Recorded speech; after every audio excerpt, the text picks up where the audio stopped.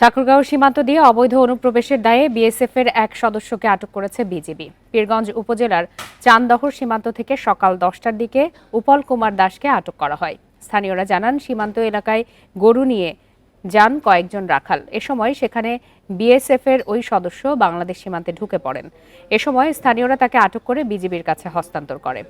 আটক বিএসএফ সদস্যকে চান্দহর বিজিবি ক্যাম্পে রাখা হয়েছে।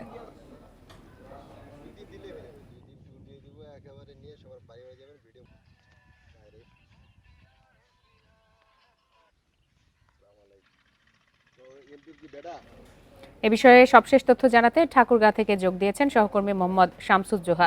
শামসুজ্জোহা, ঠিক কখন এই বিএসএফ সদস্যকে স্থানীয়রা বিজিবির কাছে হস্তান্তর করেছে? তারে তো আমরা যতদূর জানতে পেরেছি যে তাকে রাখা হয়েছে চান্দহর বিজিবি ক্যাম্পে। পরবর্তীতে কি করণীয় বা কি করা হবে সে বিষয়ে সর্বশেষ কি জানা যাচ্ছে?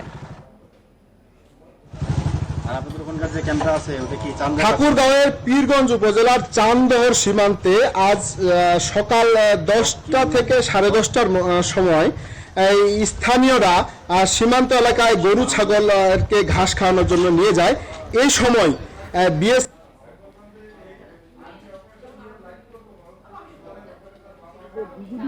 সদস্যরা আছেন তাদের কাছে হস্তান্তর করেন। এরপরে কিন্তু এলাকায় বেশ উত্তেজনা কিন্তু বিরাজ করছে। তবে আমরা যতটুকু জানতে পেরেছি, এখন পর্যন্ত কিন্তু বিএসএফ এবং বিজিবির মধ্যে কিন্তু একটি যোগাযোগের হচ্ছে। তবে সেই একটি পতাকা বৈঠক হতে পারে, এটি কখন হবে এটি কিন্তু এখন পর্যন্ত আমাদের নিশ্চিত করেনি। আর আরেকটি জিনিস জানিয়ে রাখি, ঠাকুরগাঁও এটি পীরগঞ্জ উপজেলার চান্দহর সীমান্তটি এটি দিনাজপুরের 42 বিজিবির অধীনস্থ একটি ক্যাম্প।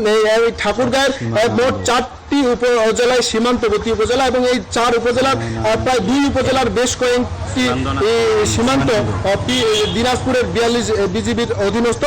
তবে আমরা এই স্থানীয়দের সাথে কথা বলে যেটি জানতে পেরেছি, বিএসএফ সদস্য বাংলাদেশ সীমান্তে প্রবেশ করার পরে কিন্তু তাকে স্থানীয়রা আটক করে এবং বিজিবির সদস্যদের কাছে